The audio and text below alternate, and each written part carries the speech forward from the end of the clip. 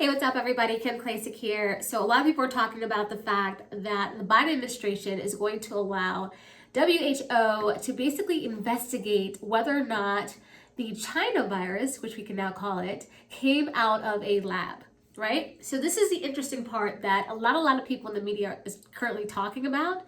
And that's the fact that Pompeo actually started an investigation during the Trump administration.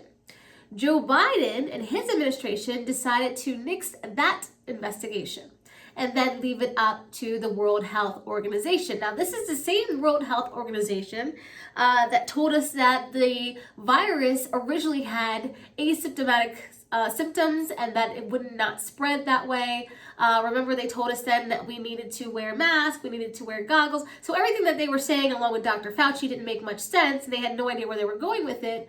So I don't understand why we would trust and allow them to investigate what's going on.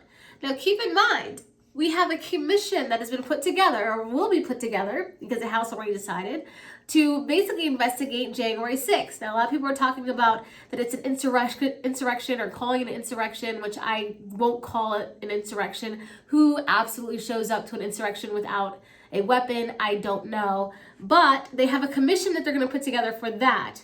But we're not going to investigate thoroughly ourselves as America how the COVID virus was put together, and I do believe in a lab, and how it spread from Wuhan to America. And then these are things that we should know, right?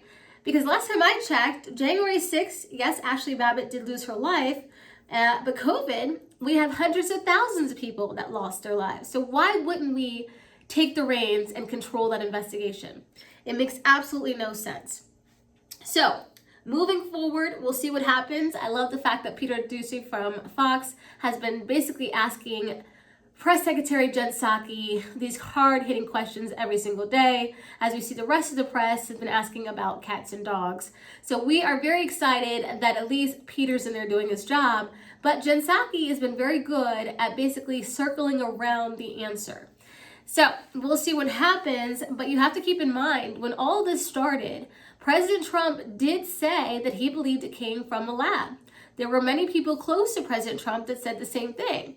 Now, this actually got onto Twitter. You saw a lot of people in the media, especially at One American News and others, saying that they too believe it came out of a lab and not from a bat. Those individuals, some of them were suspended for saying that it could possibly be from a lab. And if you remember or recall, the Washington Post and many other news outlets completely said that's just a far-fetched conspiracy. There's no way. Who would even do something like that? But we do remember that there were some doctors and scientists in China that had basically a gag order on them and could not speak to the press.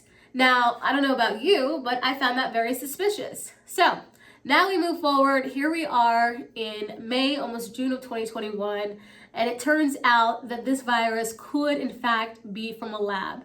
And so now we have to circle back, like Jen Psaki, and figure out exactly who, why, where, what, and when.